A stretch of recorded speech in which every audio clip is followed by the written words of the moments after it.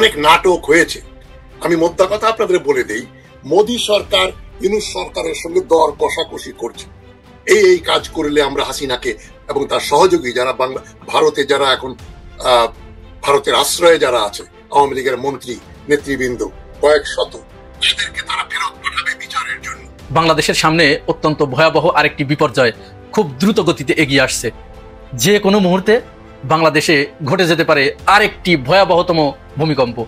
দর্শক, ইতিমধ্যে আপনারা জেনে গেছেন ঢাকার বংশালে আরমানি টোলায় রেলিং ভেঙে পড়ে নিচের 3 জন পথচারী মারা গেছে।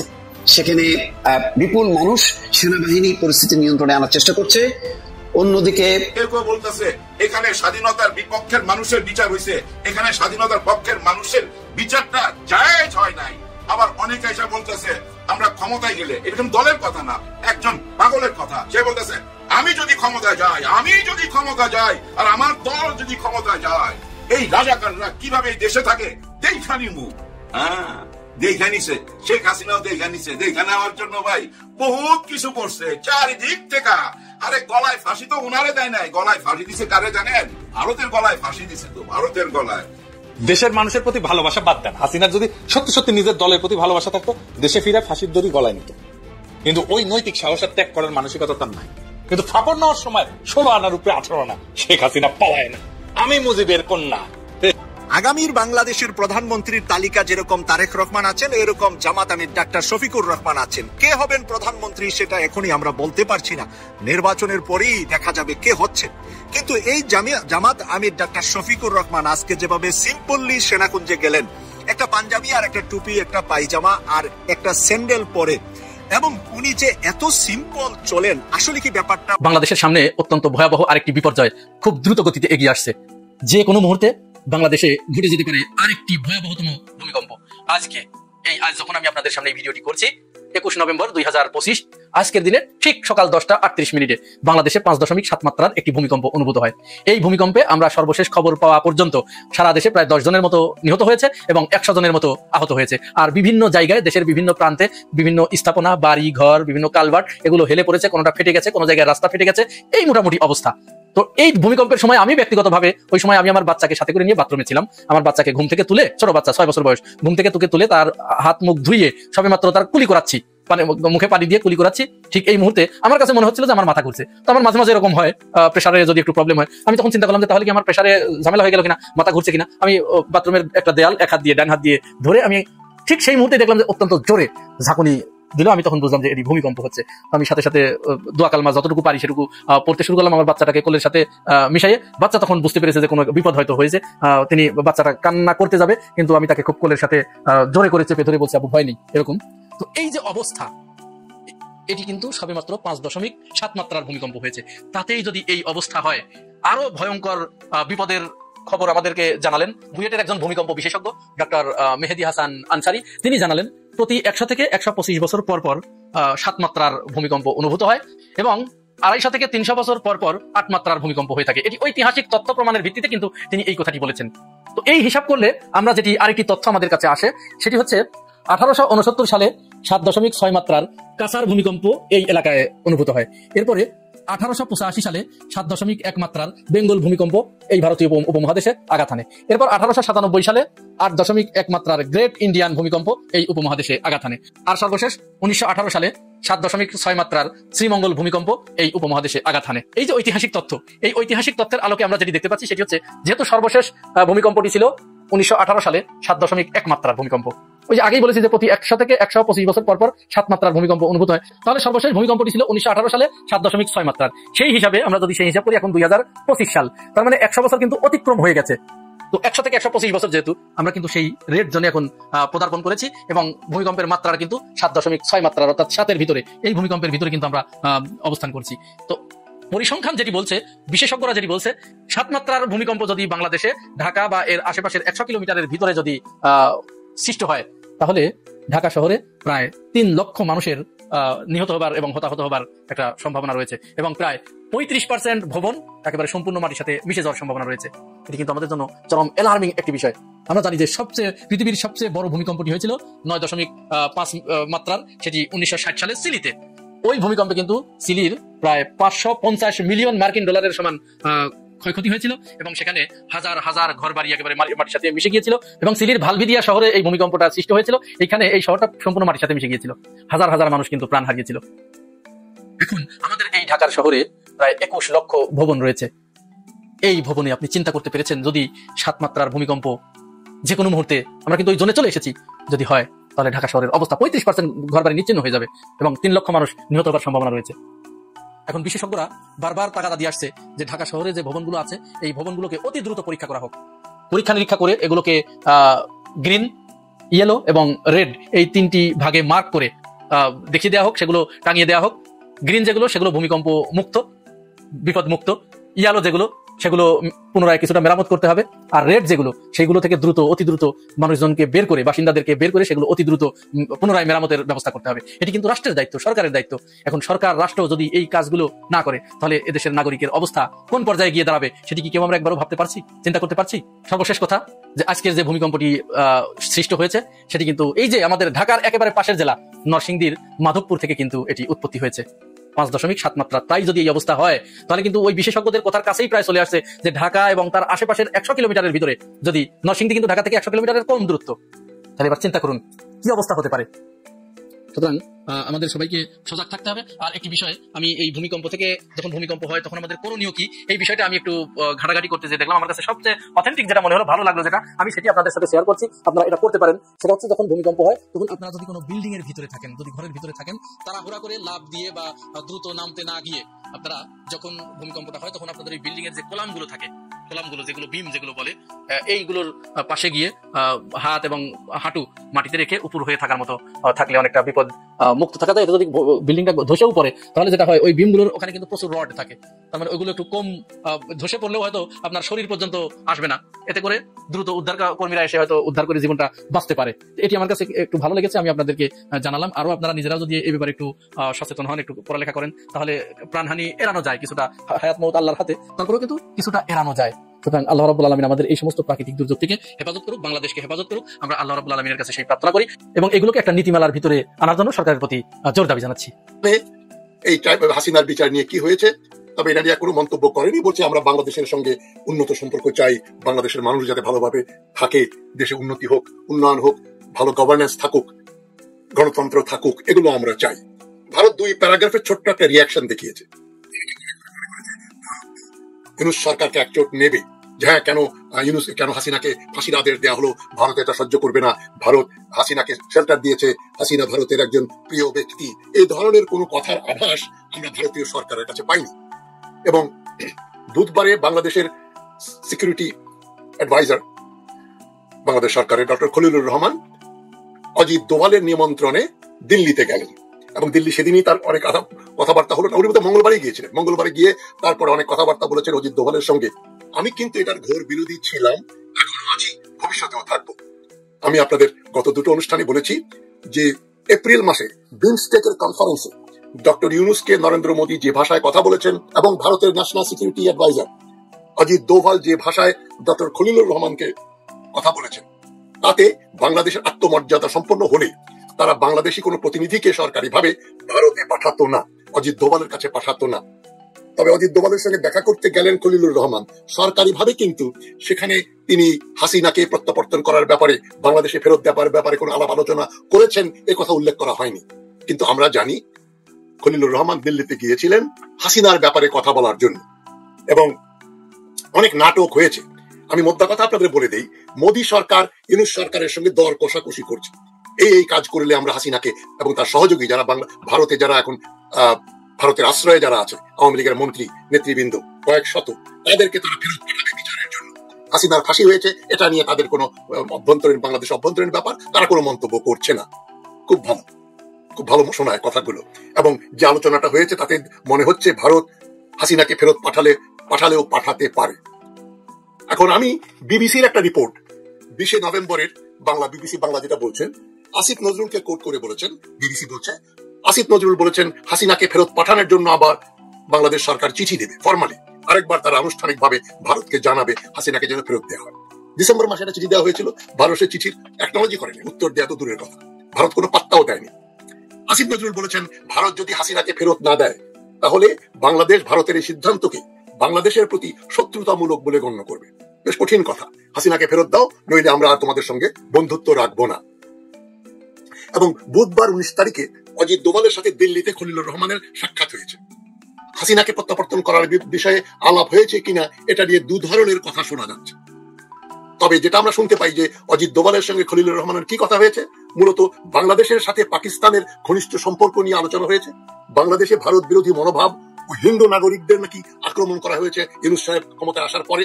এই পুরনো অভিযোগ 2024 জুলাই মাসে যেটা আমরা শুনে আসছি, অগাস্ট মাস থেকে, যে বাংলাদেশে হিন্দু সংখ্যালঘুদের উপর অত্যাচার হয়েছে, তাদের হত্যা করা হয়েছে ইত্যাদি, তারা আক্রান্ত। এই কথাগুলো ভারত আবার বলছে। পাকিস্তানের সঙ্গে ঘনিষ্ঠ সম্পর্ক করছো তোমরা, বাংলাদেশের লোকদের ভারত বিরোধী মনোভাব উস্কে দেওয়া হচ্ছে এবং হিন্দু নাগরিকদের আক্রান্ত করা হচ্ছে।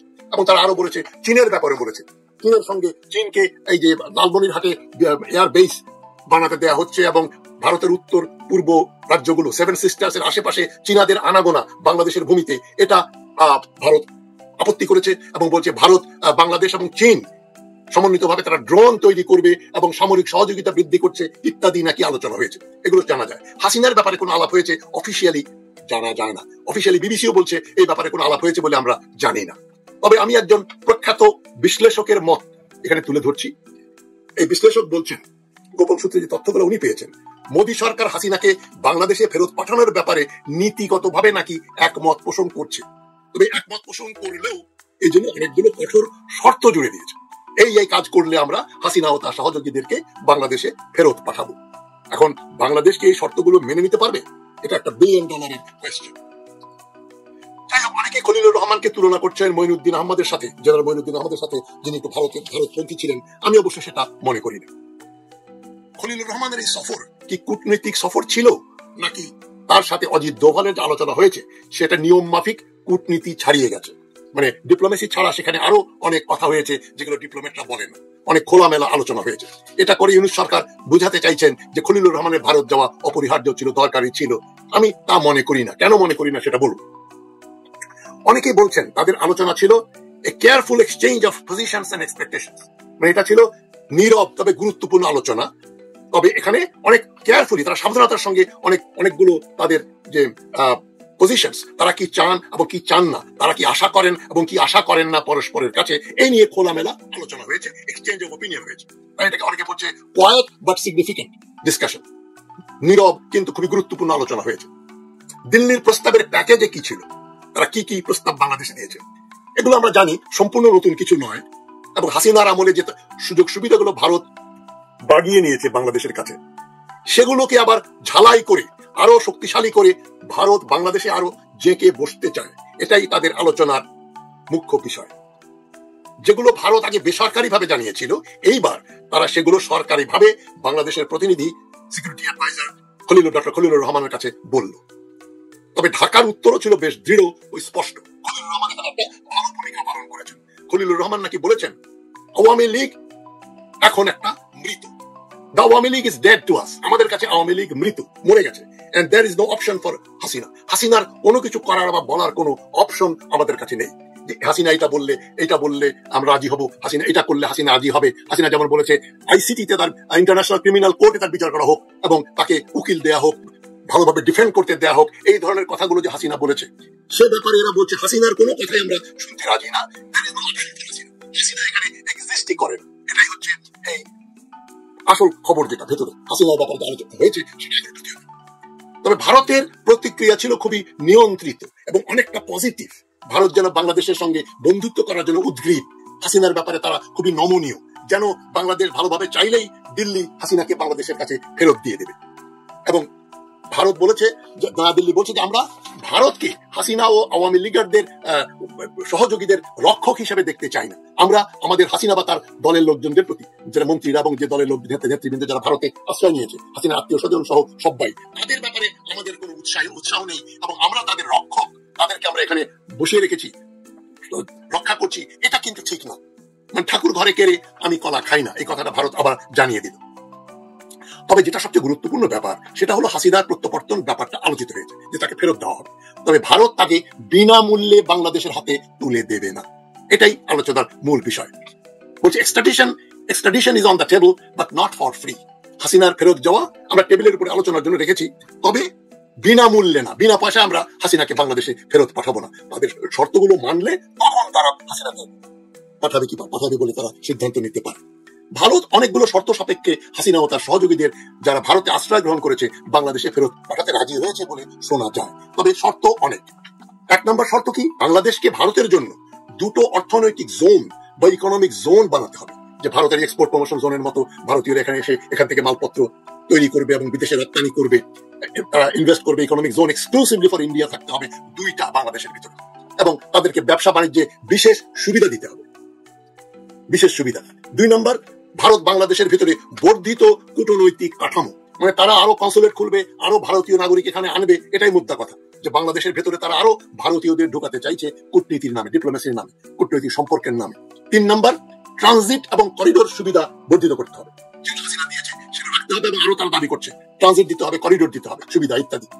4 নম্বর হচ্ছে ওয়াইড স্প্রেড কমিউনিকেশন কানেক্টিভিটি, মানে বিস্তৃত যোগাযোগ কানেক্টিভিটি এন্ড কমার্শিয়াল অ্যারেঞ্জমেন্টস থাকতে হবে, ব্যবসার সুযোগতা, ব্যবসার সুযোগ সুবিধা।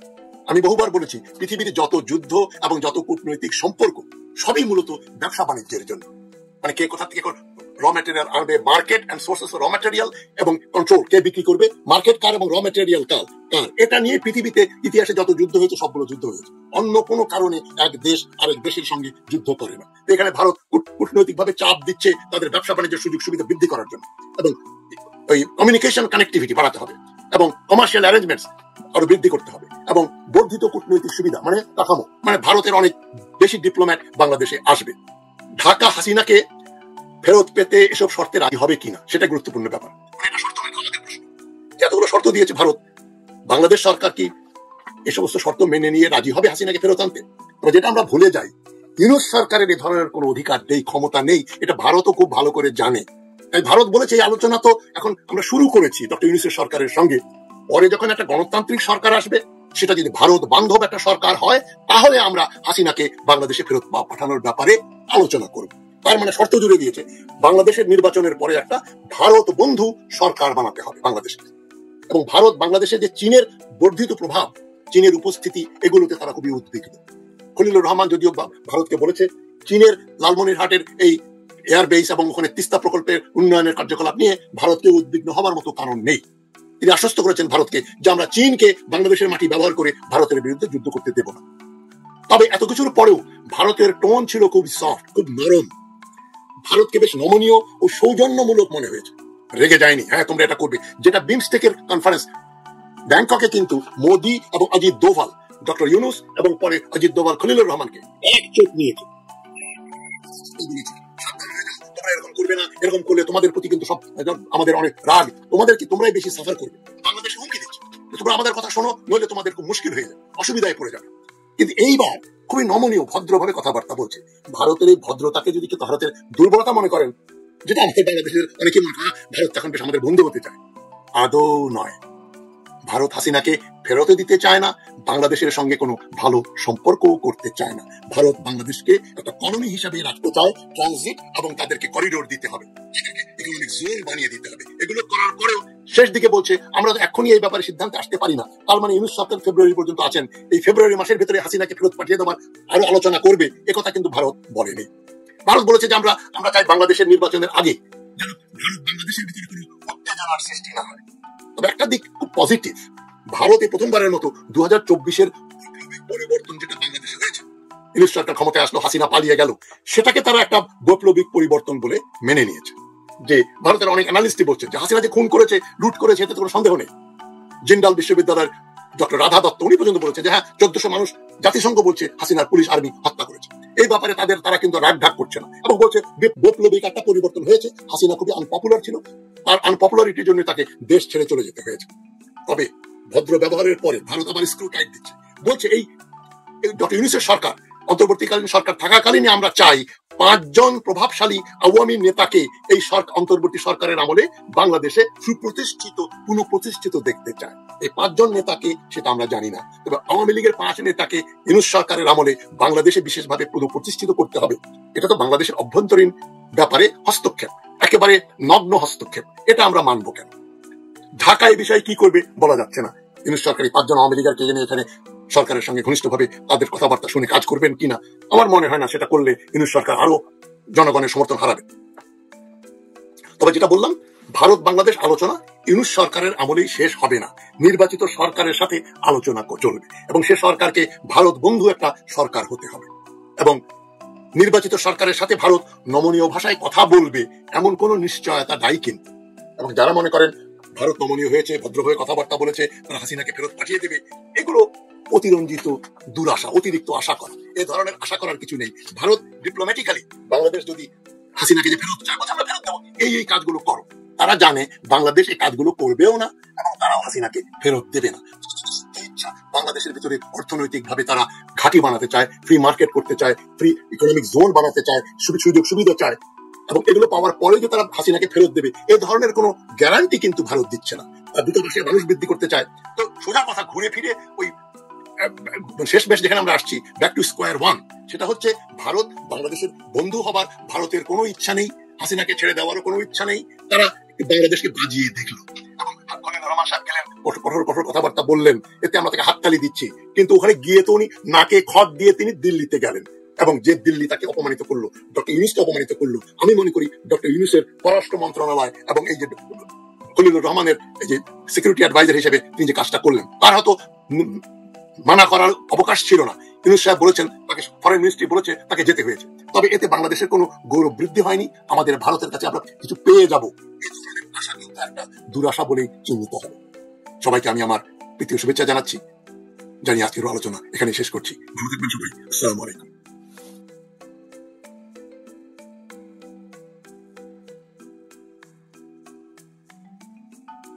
আমাদের সরকার প্রধান, আমাদের সেনা প্রধান এক হয়ে গেছে, তারা এখন একটা সুন্দর ইলেকশন দিবে। এতে করে আমি জানি অনেকেই প্রফেসর ডক্টর মোহাম্মদ ইউনূসকে বলছেন যে ওয়াকারুজ্জামান তো রয়্যাল এজেন্ট ইন্ডিয়ার দালাল, ইউনিভার্সিটি হয়ে গেল নাকি। এই সমস্ত কথা বলে লাভ নেই ভাই।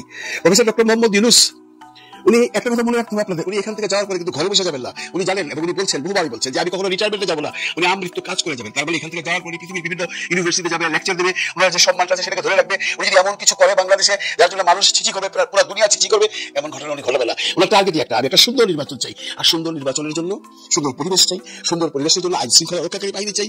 পুলিশ বলেন বা সরকারি কর্মকর্তা বলেন, আপনারা জানেন রাজনৈতিক দলগুলো বলতে বলেন, ইউনূস সাহেব ঢুকার পর থেকে বলেন, এখানে আসার পর থেকে কোনো একটা পক্ষ তাকে কাঁধে কাঁধ মিলিয়ে কাজ করতে দিছে, আপনারা জানেন না সেগুলো। সে কিন্তু কিছুই বলে নেই। সে দেখেন শেষ সপ্তাহে ইলেকশনের আগে ওয়াকারুজ্জামান সাহেবের সাথে এমন একটা সম্পর্ক স্থাপন করলো যাতে করে বাংলাদেশের সাধারণ মানুষ অত্যন্ত খুশি। আমি বিভিন্ন রিয়াকশন দেখতেছি, হ্যাঁ, যারা পলিটিক্যাল কথাবার্তা বলে, যারা ইন্ডিয়া এগুলো কথা বলে, তারা অনেক ধরনের কথা বলতেছেন। বাট দিন শেষে প্রফেসর ইউনূস এই দেশের প্রধান একজন, উনি তো চাইবেনই দেশের উন্নতি করতে, দেশটাকে একটা ভালোভাবে রাইখা উনি জায়গা থেকে চলে যেতে। যদি এই জায়গায় চলে যাবে, আমাদের রাজনৈতিক দলগুলো তো ওনাকে কখনো ওইভাবে হেল্প করে নাই।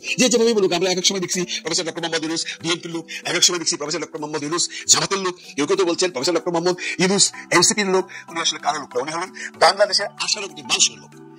এখন আসি এই যে বিএনপি এবং জামাত যে কথা কাছাকাছি কথা ছোড়াছুড়ি করতেছে, এগুলো খুব একটা শুভনীয় নয়। দেখেন, রাজনৈতিক কিছু পরিভাষা আছে, তাই না? সারা বিশ্বেই রাজনৈতিক দল এক দল আরেক দলের বিপক্ষে কথাবার্তা বলেন। আমরা প্রচুর ভাগ করতেছি যে আমাদের মধ্যে অনেকে, ইভেন এনসিপিও কথার মধ্যে কোনো শুভনতা রাখে না। আমি তাদেরকে রিকোয়েস্ট করবো, আপনারা ইলেকশন করছেন, যার যার ভোট চান, কিন্তু অন্য দলকে খাটো করে কথা বলবেন। এই যে কিছুদিন আগে দেখলাম ফখরুল ইসলাম বিষয় বললেন যে জামাত তো 5% ভোটও পাবে না, বলছে না? হ্যাঁ, এখন কথা হচ্ছে যে জামাত কত পার্সেন্ট ভোট পাবে সেটা তো ইলেকশনের সময় দেখা যাবে। ফখরুল সাহেব, জামাতের কি সেই পজিশনটা আছে? আপনি নিজে বুঝেন না? জামাত কোথা থেকে কোথায় আসছে আপনি নিজে বুঝেন না? আপনি যে কথাগুলো বলেন, এগুলো বললে কিন্তু আপনার পপুলারিটি নষ্ট হয়। আপনারা যদি জামাতকে 5% ভোট পাই বলে মনে করেন, তাকে আন্ডার এস্টিমেট করেন, ঠকবেন আপনারা, আর কেউ ঠকবে না। আপনাদেরকে জামাতকে বড় প্রতিপক্ষ ভেবে কাজ করতে হবে, কারণ জামাতকে একটা বড় প্রতিপক্ষ, তার প্রমাণ ঢাকা, চিটাগং, রাজশাহী, সাভার ইউনিভার্সিটিগুলোর যে রেজাল্ট, সেটা থেকে বুঝতে পারেন। আপনি এটাও তো জানেন যে এই যে ইলেকশন গুলো গেছে, এতে করে এইখানে জামাতকে পুরোপুরি হাত বাড়িয়ে দিছে ছাত্রলীগের ছেলে পেলে। তার মানে ছাত্রলীগের ভোটগুলো ওরা পাইছে। তো ছাত্রলীগ মানে আওয়ামী লীগ, তার মানে আমি এটা বলছি না যে আওয়ামী লীগের সমস্ত ভোট জামাত পাবে। এখানে সবচেয়ে বড় প্রশ্ন, আওয়ামী লীগের ভোট কে পাবে? আওয়ামী লীগের ভোট যে পাবে সেই বাংলাদেশের সরকার গঠন করবে। আর আওয়ামী লীগের ভোট পাওয়ার পসিবিলিটিস বেশি হলো জামাতের। এটা 1 নম্বর প্রমাণ হলো ইউনিভার্সিটি গুলো। 2 নম্বর প্রমাণ হলো জামাত যে পলিটিক্সটা করছে এত বছর চুপচাপ থাকার পরে, 5 আগস্ট পরে জামাতের যে পলিটিক্সটা ছিল, দ্যাট ওয়াজ ট্রিমেন্ডাস। ওরা কোনো আওয়ামী লীগ ছাত্রলীগের আর কোনো ক্ষতি করে না, যেটা বিএনপি থেকে করা হয়েছে। কেস কিন্তু বিএনপির লোক জেনে দিচ্ছে, জামাতের কোনো লোক কিন্তু কোনো আওয়ামী লীগের বিরুদ্ধে কেস দেয় নাই। এগুলো কিন্তু এফেক্ট করবে, আপনারা যেভাবে বলেন এগুলো সামনে নির্বাচনে এফেক্ট করবেই। আমি মনে করি আমার গ্রামে থাকলে আমাকে আওয়ামী লীগকে সাপোর্ট করতে তারপর আমার একটা দলের লোকজন এসে আমার মিথ্যা মামলা দিল, দেওয়ার পরে আমাকে জামাতের একটা লোক এসে হেল্প করলো, আমি তখন কাকে দেখবো? আর আপনারা যারা বলছেন, ফখরুল ইসলাম আলমগীর সাহেব এক জায়গায় বলছেন, আমির খসরু মাহমুদ সাহেব বলছেন যে না না এগুলো বিএনপি ছেলেপেলেরা করে নাই, এগুলা গুপ্ত রাজনীতি যারা করে, মানে জামাতকে মিন করছে তারা করে বিএনপির উপরে এটা দোষটা পাচ্ছে।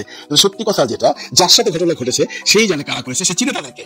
এবং এটা তো সর্বজন বিদিত যে 5 আগস্টের পরে আওয়ামী লীগদের বিরুদ্ধে, আওয়ামী লীগের মানে যারা দল নেতা বা দলীয় কর্মী ছিলেন তাদের বিরুদ্ধে ম্যাক্সিমাম কেস বিএনপির মানুষই করছে। এখন এই মানুষগুলো কি আপনাদের ভোট দেবে? সেই হিসাবে কিন্তু জামাতি ভোট দেবে। তারপরেও একটা হিসাব নিকাশ আমাদের হয়তো মনে রাখতে হবে, দ্যাট ইজ হাসিনা কি বলে। আপনারা মনে রাখেন, ইলেকশনের আগে শেখ হাসিনা, ইলেকশনের 1-2 দিন আগে তার একটা ইনস্ট্রাকশন থাকবে, সে একটা দলকে সাপোর্ট করবে, মানে এই জন্য সাপোর্ট করবে যে তার কর্মীগুলো সেই দলটাকে ভোট দেয়, সেইখানে ফুটির জয় করা যায়। সম্প্রতি বাংলাদেশ ভুয়া তথ্য ও বিভ্রান্তিমূলক তথ্যের মিস ইনফরমেশন এবং ডিসইনফরমেশন হুমকির মুখোমুখি হয়েছে বলে মন্তব্য করেন জাতীয় নিরাপত্তা উপদেষ্টা খলিলুর রহমান। দেখেন, তিনি বলেন যে আমরা ভুয়া তথ্য এবং বিভ্রান্তিমূলক তথ্যের সম্মুখীন হচ্ছি, অবশ্যই ভারত থেকে সম্মুখীন হচ্ছে। আপনি দেখেন যে ভারতের প্রত্যেকটা কিন্তু বলতেছে যে শেখ হাসিনা ফাঁসি দেয় নাকি, বাংলাদেশে প্রচুর লোক মারা গেছে, বাংলাদেশ সচল হয়ে গেছে, গাড়ি ঘোড়া চলে না, ভাঙচুর আগুন, অথচ কিছুই নেই। তারা ওই বিভিন্ন দেশের বিভিন্ন আগুনের বিভিন্ন ছবি এনে তারা এইসব ভিডিও বানায়। এবং আপনারা সবাই জানেন যে বাংলাদেশের বিরুদ্ধে সবচেয়ে বড় মিস ইনফরমেশন এবং ডিসইনফরমেশন হচ্ছে ভারত। তাহলে খলিলুর রহমানের বক্তব্যে আমরা জিনিস পেলাম, একটা হচ্ছে যে ভারত বাংলাদেশের ব্যাপারে কোনো নাক গলাতে পারবে না, স্পষ্ট করে মুখে বলেছেন। দ্বিতীয়, এসব মিস ইনফরমেশন এবং ডিসইনফরমেশন ছড়ানো যাবে না, তিনি স্পষ্ট বলেছেন। এবার আসি যে এই অজিত দোভালের সঙ্গে রুদ্রদের বৈঠকে আসলে কি কথা হচ্ছে। দেখুন, এগুলো জানা খুব টাফ, বাট আমরা যেরকম বলে জানি আর কি, যে অবশ্যই খলিলুর রহমান বাংলাদেশে এসেছেন, এসে সেখানে কিছু লোকের সঙ্গে কথা বলেছেন, কি কথাবার্তা হয়েছে, আলোচনা হচ্ছে, সেখানে সামরিক কর্মকর্তারা ছিলেন। তো সব মিলিয়ে কিছু কিছু খবর আসলে আমাদের কানে আসে। তো এই নির্ভরযোগ্য সূত্রে যা জানা গিয়েছে সেটা হচ্ছে যে খলিলুর রহমান অজিত দোভালের সামনে খুবই স্ট্রং পজিশন নিয়েছেন, খুবই স্ট্রং পজিশন। এবং খলিলুর রহমানের মনে হয়েছে যে ভারত আসলে আগের চেয়ে সুরেক নরম করেছে। কারণ দেখেছেন যে শেখ হাসিনার ফাঁসি রায়ের পর ভারত কি বলেছে? ভারত বলেছে যে আমরা এই শেখ হাসিনার রায়ের ব্যাপারে অবগত আছি এবং আমরা বাংলাদেশ জনগণের সঙ্গে কাজ করতে চাই, আমরা অংশী ব্যক্তির সম্পর্ক চাই এবং স্বচ্ছতা, জবাবদিহিতা এবং অংশগ্রহণমূলক সম্পর্ক সকল পক্ষের সঙ্গে নিশ্চিত করতে চাই, এরকম একটা কথা বলেছে, তাই না? তো এই স্টেটমেন্টটা কিন্তু আওয়ামী লীগের পছন্দ হয়নি। আওয়ামী লীগ মনে করেছিল যে ভারত সরকার বলবে যে না, এই বিচার ভুয়া, এই বিচার মানি না, কিন্তু ভারত সরকার কিছু বলে নেই, ভারত সরকার করতে হবে, এই বিচারটাকে অ্যাকসেপ্ট করে নিয়েছে। এবং ভারত সরকারের এই বিবৃতি শুনে কলকাতায় পলাতক আওয়ামী লীগের মধ্যে কান্নার রোল পড়ে গিয়েছে। তো ভারত আগের চেয়ে কোনো সন্দেহ নেই। এটাই খলিলুর রহমানের সঙ্গে রুদ্রবার বৈঠকে খলিলুর রহমান বুঝতে পেরেছেন, বা খলিলুর রহমান কত স্ট্রং পজিশন নিয়েছেন। খলিলুর রহমান অজিত দোভালকে বলেছেন যে Hasina is a gone case, dead case, এটা নিয়ে আমরা কোনো আলোচনা করতে চাই না। আপনারা জানেন যে ভারতের জাতীয় নিরাপত্তা উপদেষ্টা অজিত দোভাল, তিনি হচ্ছেন শেখ হাসিনার লোকাল গার্জিয়ান। শেখ হাসিনা পালিয়ে যাওয়ার সময় কিন্তু এই অজিত দোভাল শেখ হাসিনাকে হিন্ডন বিমানবন্দরে রিসিভ করেছেন এবং শেখ হাসিনা নাকি অজিত দোভালের হাত ধরে অনেক কানাকাটি করেছেন সেই সময়। দেখো, তো খলিলুর রহমান বলেছেন অজিত দোভালকে যে হাসিনার ব্যাপারে কোনো কথা শুনতে চাই না, হাসিনা হচ্ছে ডেড কেস, বাংলাদেশে হাসিনা আর কখনোই ফিরবে না এবং তাকে পুনর্বাসনের কোনো প্রশ্নই আসে না। এখন অজিত দোভাল এটা খলিলুর রহমানকে জিজ্ঞেস করেছেন নাকি অজিত দোভাল মিস্ত্রি বলেছেন, এটা আসলে জানা যায়নি। কিন্তু আমি শুনেছি যে অজিত দোভালের সঙ্গে খলিলুর রহমানের অত্যন্ত সৌহার্দ্যপূর্ণ পরিবেশে খোলামেলা কথা হয়েছে এবং খলিলুর রহমান অজিত দোভালকে বাংলাদেশ সফরের আমন্ত্রণ জানিয়েছেন। সুতরাং বোঝাই যায় যে এটা খুব আলোচনাটা খুবই ভালোভাবে হয়েছে। এবং সেখানে আরো শোনা যায় যে ভারতের পক্ষ থেকে আলোচনার প্রস্তাব দেওয়া হয়েছে। কি আলোচনার প্রস্তাব দেওয়া হয়েছে আসুন সে ব্যাপারে একটু আলোচনা করি। আলোচনা হচ্ছে যে ভারত চায় বাংলাদেশের ভিতর দিয়ে একটা ট্রানজিট, কলকাতা থেকে আসামের দিক দিয়ে বাংলাদেশের উপর দিয়ে যে একটা রেল লাইন বা সড়ক পথ পদ্মা সেতু হয়ে, এটা ভারত চায়। ভারত ট্রানজিট চায়, ভারত চট্টগ্রাম বন্দর ব্যবহার করতে চায়, তারপরে বাংলাদেশের ভিতরে কয়েকটা ইকোনমিক জোন চায়, যেমন যে রপ্তানি উন্নয়ন ব্যুরো হিসেবে মতো জোন চায়, ডিপ্লোমেসি উন্নয়ন করতে চায় এবং নিরাপত্তা বিষয়ক তথ্য আদান প্রদানের সহযোগিতা চায়। প্লাস একই সঙ্গে আরো বিভিন্ন কথাবার্তা আছে, যেমন ভারতের দাবি যে বাংলাদেশ নাকি প্রচুর জঙ্গিদেরকে জায়গা ছেড়ে দিয়েছে, এটা নিয়ে একটা কনসার্ন আছে, সিকিউরিটি কনসার্ন এগুলো আছে। এই যে ভারত এই জিনিসগুলো চায়, এটা কিন্তু গোপন বিষয় না, এটা ভারত এর আগেও বিএনপি এবং জামাতকে প্রস্তাব দিয়েছিল যে যেই ক্ষমতায় আসো আমাদেরকে এই transit, corridor, economic zone, security তথ্য আদান প্রদান এগুলো আমাদেরকে দিতে হবে। কিন্তু এই প্রথম অজিত দোভাল সরাসরি খলিলুরকে অ্যাপ্রোচ করলো যে আমরা এগুলো চাই এবং এতে আমরাও সহযোগিতা করবো, তোমরাও সহযোগিতা পাবে। তখন উত্তরে খলিলুর রহমান বলেছেন যে আমরা আছি আর মাত্র 2 থেকে 3 মাস, এবং এই যে তোমাদের ট্রানজিট, তারপরে ইকোনমিক জোন প্রতিষ্ঠা, এগুলো হচ্ছে অনেক লং টার্ম আলোচনা, অনেক হিসাব নিকাশ, অনেক বিশ্বকমূল্য আলোচনা, নির্ধারণ, অনেক কিছু। সুতরাং এটা আমাদের পক্ষে করা সম্ভব না, পরবর্তী সরকার এসে এসব ব্যাপারে সিদ্ধান্ত নেবে। এবং খলিলুর রহমান বলেছেন যে যেহেতু বাংলাদেশের আদালতের একটা রায় হয়েছে এবং সেখানে শেখ হাসিনা এবং আসাদুজ্জামান খান কামালকে দণ্ড দেওয়া হয়েছে, সুতরাং আমরা তাদেরকে ফেরত চাই। তো অজিত দোভালের কথা হচ্ছে যে আওয়ামী লীগের কিছু হেভি ওয়েট পলাতক নেতা যারা কলকাতা লুকিয়ে আছেন, তাদেরকে বাংলাদেশ সরকারের কাছে এই সরকারের আমলেই, আগামী 2-3 মাসের ভিতরেই এই সরকারের আমলেই ভারত হ্যান্ড ওভার করতে পারে। কামাল, কাদের, জেনারেল মুজিব, অন্যান্য যারা আছে, অনেক আছে না, এদের কয়েকজন হেভি ওয়েট আওয়ামী নেতাকে এই সরকারের আমলেই ভারত হস্তান্তর করবে বাংলাদেশের কাছে, যদি বাংলাদেশের কাছ থেকে তারা কিছু নিশ্চয়তা পায়। এর জন্য তারা চায় বাংলাদেশ সরকার আলোচনা টেবিলে বসুক। ছাত্র শিবিরের জীবন্ত শহীদ নামে পরিচিত দেলোয়ারের মিটিং এ 50,000-এরও বেশি জনগণ, যেখানে যাচ্ছে সেখানে দেলোয়ার নাম শোনা যাচ্ছে। আতঙ্কিত মির্জা ফখরুল ইসলাম আলমগীর এবার তাহলে নির্বাচন কি আরেকটি আসনে করবেন, যেহেতু নিজের আসন হারানোর সম্ভাবনা দেখা দিয়েছে দেলোয়ারের সাথে। সেই ঠাকুরগাঁয়ের সেই অঞ্চলে বর্তমান সময়ে দেলোয়ার ছাড়া রাস্তার একেবারে ফকির ভিক্ষুক থেকে শুরু করে রিক্সা চালক, ভ্যান গাড়ি চালক